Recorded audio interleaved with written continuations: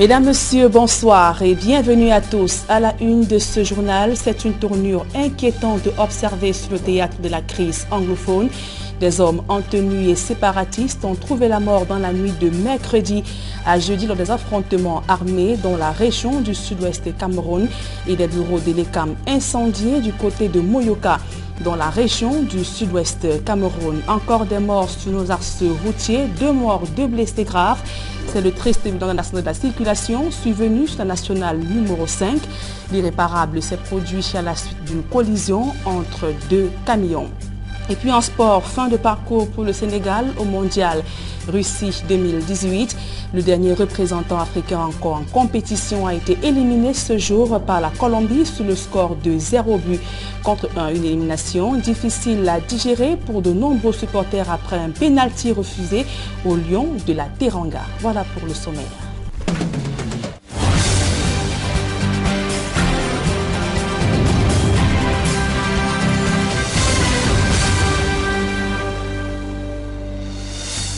Mesdames, Messieurs, une fois encore, bonsoir et merci d'honorer ce rendez-vous de l'information sur Equinox Télévision. D'abord, ce drame enregistré sur la nationale numéro 5, 2 personnes au moins sont perdues. La vie d'un accident de la circulation survenu ce jour, précisément au lieu dit Carrefour Tombel-Aloum, à la suite d'une collision entre 2 camions. L'incident a également fait 2 blessés graves. Le récit est fait avec Jacquino Molon, Julien Berthe-Bissaï.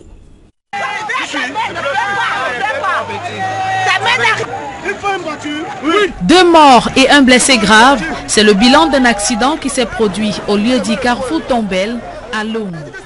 Il s'agit d'un camion transportant de la ferraille et autres engins non sécurisés. Il est parti de Douala pour rejoindre la région de l'Ouest Cameroun. Il se peut que peut-être le chauffeur cherchait sur le passage ou c'est quoi, on ne sait pas. Après on comprend le fer cru au sol. On se rend compte qu'en bas du fer là, il y avait un homme et 2 femmes.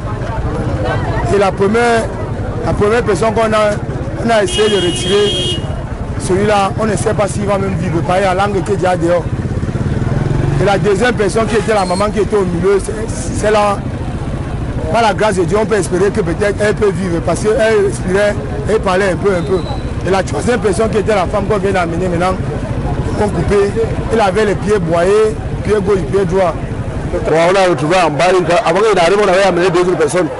On a retrouvé la grande femme qui était en bas, donc la fourraille est frappée sur elle et ça l'a fait exploser. On met tout ce tas de fourraille sur un camion, on ne l'attache pas. Interpellé pour un contrôle de police, le chauffeur a engagé une folle accélération et achevé sa course sur 2 commerçants à la sauvette. Une fois interpellé au contrôle, n'a pas pu garer, c'est à quelques centaines de mètres que l'accident s'est produit, donc on suivait justement le contrôle.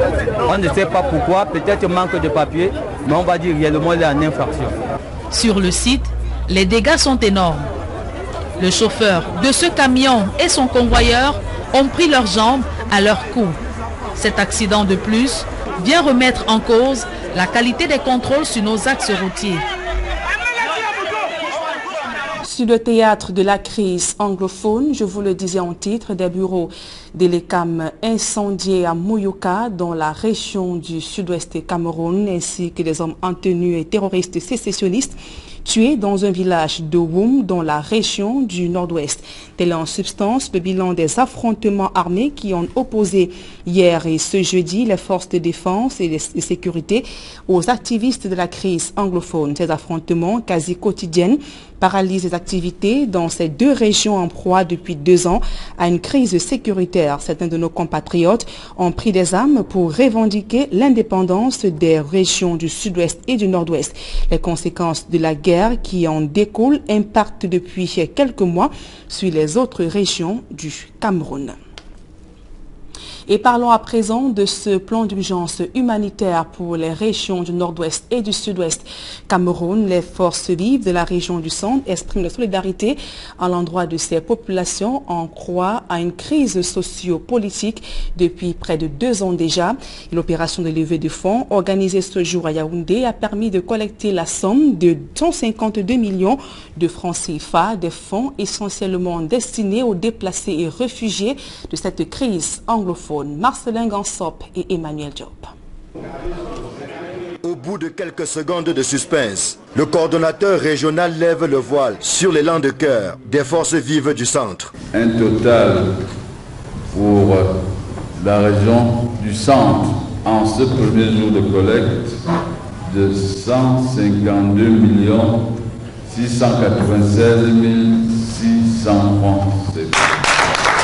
Des membres du gouvernement aux chefs de service, en passant par les parlementaires et les magistrats municipaux, chacun a laissé parler son cœur au profit de la reconstruction des régions du Nord-Ouest et du Sud-Ouest. D'abord, c'est un élan de solidarité personnelle, donc à mon sens, il ne saurait être autrement. Nous voudrons par ce geste témoigner notre solidarité à nos frères du Nord-Ouest et du Sud-Ouest. Nous avons des ticards, vous le connaissez très bien, qui sont à Banso, qui sont à Kumbo, un peu partout. Donc s'il y a un problème comme ça, je crois que nous devons être les premiers à nous lever. Et je souhaite que ça aille de l'avant. Un élan de cœur salué par le coordonnateur régional, pour qui le centre se devait de montrer le bon exemple. Toutes les forces vives de cette région ont cru de leur devoir et ils ont eu raison donc d'apporter par ce symbole, par ce geste, montrer leur solidarité envers nos frères du Nord-Ouest et du Sud-Ouest, mais aussi donc par là lancer cet appel à la nécessaire réconciliation, au rapide rétablissement de la situation dans ces deux régions.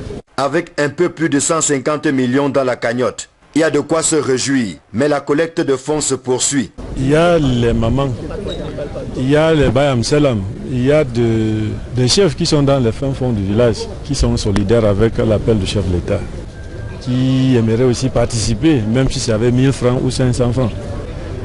La collecte continue, les autorités locales, les sous-préfets, les préfets sont là pour continuer l'opération sur le terrain et que les gens qui sont en ville, qui veulent toujours contribuer, peuvent voir directement le TPG du centre qui va leur donner un reçu. Il est là et il est disponible.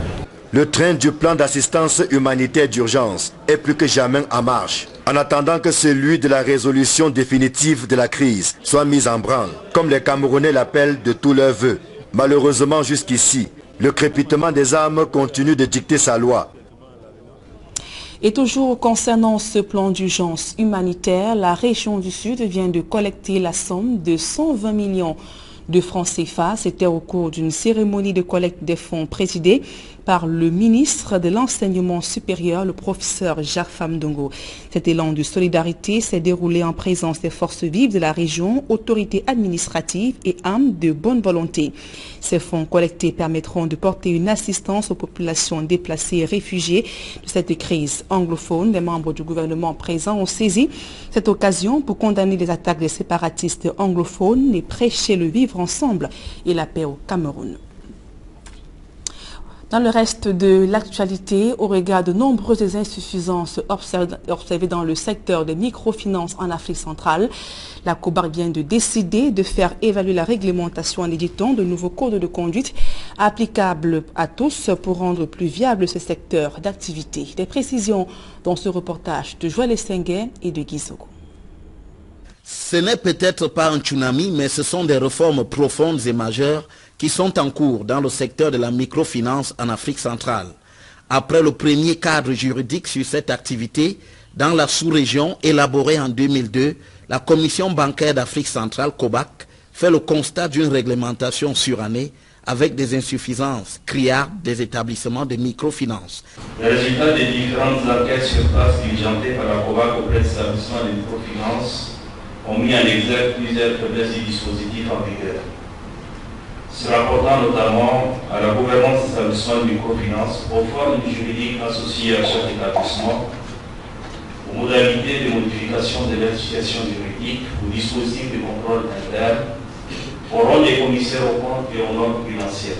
Cela alors que dans le même temps, la microfinance a pris une ampleur considérable dans la sous-région. Au 31 décembre 2017, ce secteur comptait près de 700 établissements agréés en activité, dont les données agrégées font ressortir un total de bilan de 1158 milliards de francs CFA, un total de dépôts de 907 milliards de francs CFA, un encours de crédit brut de 582 milliards de francs CFA. De la sorte, le train des réformes inclut des changements valables pour tous. C'est de nouveaux règlements qui devraient normalement apporter quelque chose de plus dans le cadre de l'assainissement du secteur de la microfinance. Même comme à l'intérieur, les acteurs pourraient retrouver un peu plus de contraintes, mais il faut reconnaître que le but, effectivement, c'est de pouvoir encadrer davantage ce secteur. S'agissant particulièrement de la question délicate de la gestion du crédit et des garanties, la COBAC a aussi fixé les nouvelles règles. L'une des grandes innovations qui va concerner même le grand public, c'est désormais le plafonnement d'un montant qu'un établissement de microfinance peut accorder à un client. Désormais, c'est au moins 10% du capital maximum. La COBAC a maintenant apporté des précisions sur les garanties qui sont susceptibles d'être prises lorsqu'il y a provisionnement, on en tient compte. Les acteurs du monde de la microfinance en Afrique centrale disposent de 2 années pour se mettre en conformité avec cette nouvelle réglementation. Le chapitre santé de ce journal, à présent, les maladies bucco-dentaires menacent sérieusement les populations camerounaises. Les médecins recommandent la prévention tout en rassurant que les traitements ne sont pas aussi onéreux comme on le pense. Les chirurgiens dentistes et autres spécialistes des maladies dentaires sont réunis à Yaoundé dans le cadre du tout premier salon dentaire d'Afrique centrale. Emmanuel Diop et Marcelin Gansop. Dans l'un des stands aménagés au palais polyvalent des sports, nous découvrons un appareil qui a révolutionné à sa manière la prise en charge des maladies bucco-dentaires. Il s'agit de l'unité dentaire portative. Lui, il procure les soins dentaires partout, pour tout le monde. Donc, au moment où vous vous déplacez, il suffit que dans cet endroit qu'il y ait du courant électrique, alors vous allez tout faire. Quelle que soit la gravité du mal, parce que du moment où ça prend les pièces en main, on va jusqu'aux grandes obturations dentaires. Et là, il suffit qu'il y ait déjà des accessoires comme les produits qu'on peut utiliser pour obturer, soit des extractions et tout ça là. Donc c'est largement suffisant. Cet appareil, comme bien d'autres, exposé à Yaoundé, donne un sens aux vœux des professionnels pour qui les soins bucco-dentaires doivent être à la portée de tous, aussi bien en ville qu'en campagne. Mais la réalité est tout autre devant l'insuffisance des chirurgiens dentistes. La prolifération des aventuriers qui se font passer pour des médecins, sans oublier le coût jugé élevé de traitement des maladies dentaires. Ce n'est pas seulement l'exercice illégal en tant qu'exercice illégal, ce sont les conséquences de la pratique de ces personnes qui ne sont pas ni habilitées, ni autorisées à dispenser ces soins. Nous rattrapons tous les jours régulièrement dans nos cabinets, toutes sortes de cabinets, les conséquences de ces soins mal faits, qui peuvent aller, et c'est déjà arrivé d'ailleurs, jusqu'à la mort. Les soins dentaires partout et pour tous, dans la réalité c'est faisable du point de vue du chirurgien dentiste. Maintenant, les infrastructures, ça ce n'est pas tout à fait de notre ressort. Mais oui, avec notre formation, ce que nous allons acquérir aujourd'hui, je pense qu'il sera possible que tout le monde ait le soin dentaire adapté à sa pathologie. Mais les chirurgiens dentistes camerounais sont optimistes quant à l'avenir et fondent ainsi beaucoup d'espoir sur le salon de Yaoundé, le tout premier du genre organisé en Afrique centrale. C'est d'abord la prise en charge globale des populations de notre pays, c'est également la remise à niveau de l'ensemble des praticiens du pays, c'est la lutte contre l'exercice illégal de notre profession. Nous sommes très honorés d'avoir inauguré ce type de salon. Nous recevons sur place ici à Yaoundé ce que nous allons toujours chercher très loin. Devant la montée en puissance des maladies bucco-dentaires, les spécialistes recommandent la prévention. Nous sommes près de 700 chirurgiens dentistes aujourd'hui inscrits à l'ordre national. Un bon dentiste ne fait plus mal. Vous venez avec votre mal, c'est différent. Et ça ne veut pas dire que c'est le dentiste qui fait mal. Il y a aussi la sous-information, c'est-à-dire que les gens ne savent pas qu'il faut consulter le dentiste. Il faut aller chez le dentiste quand on n'a pas mal, il faut aller chez le dentiste quand tout va bien, une fois par an minimum, et aussi faire son brossage régulièrement, au moins 2 fois par jour. Et surtout, on ne le dira jamais assez, c'est la principale solution pour prévenir les problèmes dentaires. Un discours qui ne passe pas toujours, malgré les multiples campagnes de sensibilisation. Et ce sont nos dents malheureusement qui en payent le prix fort, hélas. En nécrologie, la famille de l'UPC est en deuil. Le professeur Moukoko Priso est mort ce jeudi à Paris en France des suites de maladies. C'est une grande figure de l'Union des populations du Cameroun qui disparaît ainsi. L'ancien secrétaire général de l'UPC, Moukoko Priso, s'est distingué comme l'un des activistes contre le néocolonialisme après l'indépendance du Cameroun. En dehors du cadre politique, les milieux académiques portent aussi le deuil, car le professeur Moukoko Priso a été un enseignant de mathématiques de renommée internationale. L'actualité hors de nos frontières à présent au Kenya, au moins 15 personnes ont été tuées, de nombreux blessés graves enregistrés dans l'incendie du marché de Gikomba à l'est de Nairobi. Le drame s'est produit dans la nuit de mercredi à jeudi. L'incendie s'est déclaré dans un dépôt de bois. Les causes restent jusqu'ici inconnues. 4 enfants figurent parmi les victimes. Selon la police, plusieurs dégâts matériels sont enregistrés. Les sapeurs-pompiers, l'armée ont été mobilisés pour pouvoir circonscrire les flammes et retirer les corps des victimes. Le marché de Gikomba, le plus grand de Nairobi, avait été détruit par le feu en octobre 2017. L'actualité sportive à présent et c'est terminé pour le Sénégal. Pour le continent africain au mondial Russie 2018, le Sénégal, dernier représentant, a été battu ce jour après sa défaite 0 contre 1 face à la Colombie. Le pénalty refusé au Sénégal a donc suscité la colère de nombreux supporters à égalité parfaite avec le Japon, dominé dans le même temps par la Pologne. Le Sénégal donc est éliminé car il a récolté plus de cartons jaunes. Des publics reportages à présent. Orange Cameroun honore une fois de plus le football. Des équipements viennent d'être remis aux promoteurs de plusieurs championnats de vacances. Le projet rentre dans le cadre du projet Vacances Foot Vacances qui vise l'éclosion des jeunes talents et lutter contre l'oisiveté. Reportage.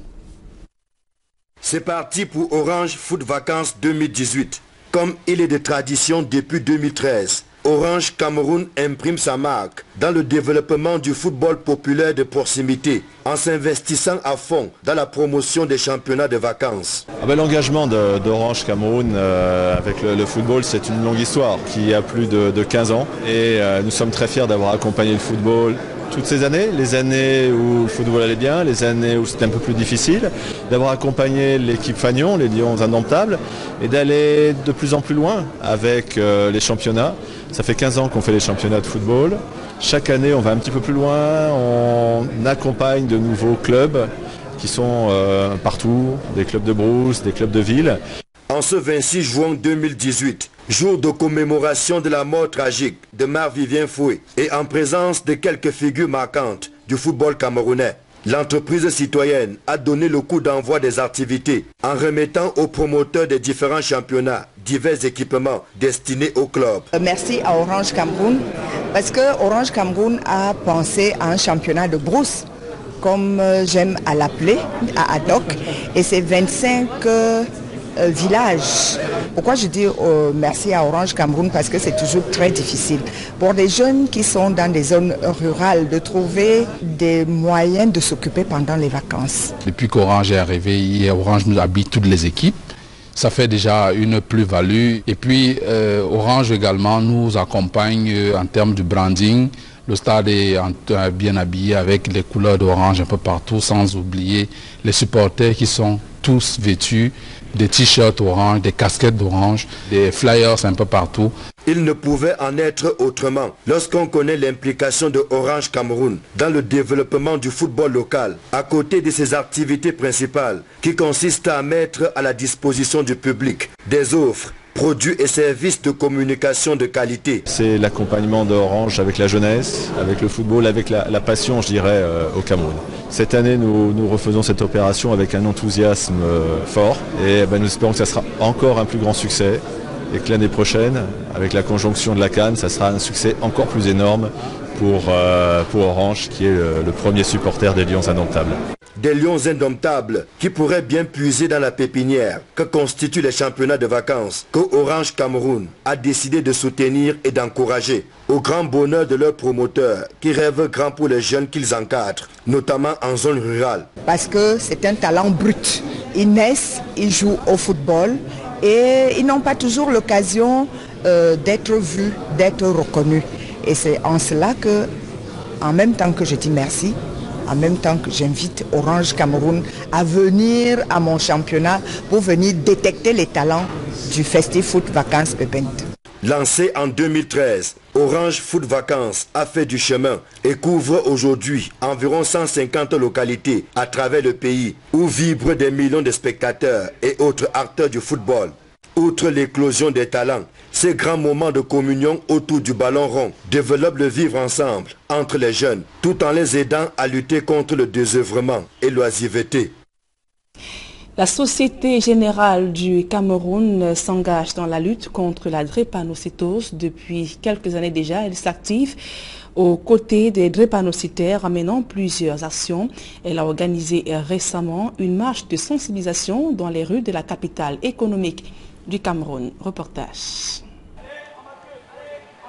En prélude à la journée mondiale de lutte contre la drépanocytose, qui se célèbre le 19 juin chaque année, la Société Générale Cameroun, banque citoyenne toujours fidèle à ses engagements, a organisé samedi 16 juin, aux côtés de l'association Convergence Drépanocytose, une marche sportive de sensibilisation contre cette maladie. Le premier message de notre marche aujourd'hui, c'est de sensibiliser, c'est de donner de l'information, parce que beaucoup ne savent pas qu'on peut éviter la drépanocytose. Il suffit généralement de pouvoir, quand on est en couple, pouvoir faire des examens de dépistage avant d'avoir des enfants et de fonder une famille. 4000 enfants naissent drépanocytaires chaque année. Et contrairement aux autres pathologies, aucune prise en charge n'est proposée à ces patients.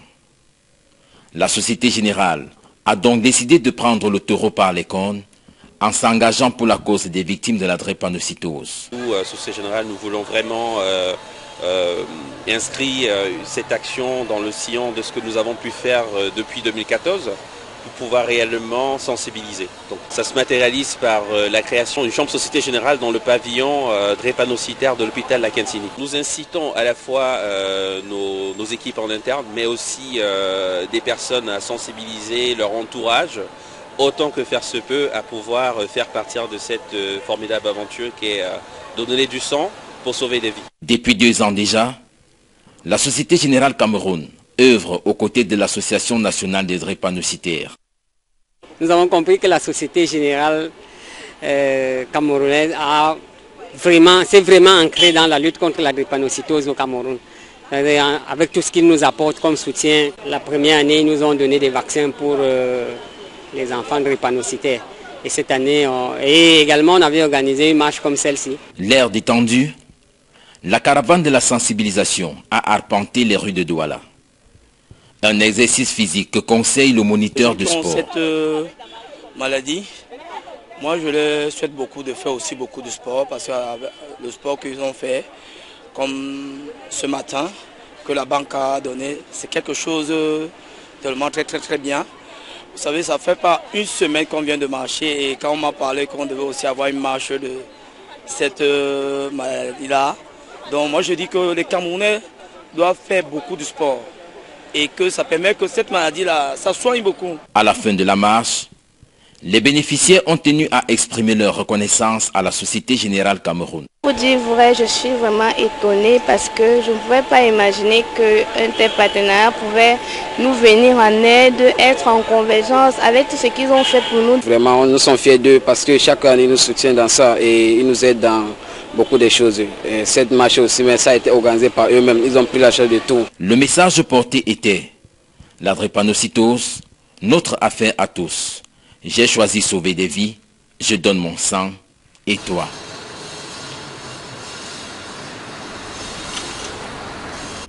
Mesdames, Messieurs, c'est la fin de ce journal. Merci pour votre aimable attention. Je vous souhaite de passer d'agréables moments en compagnie de nos programmes.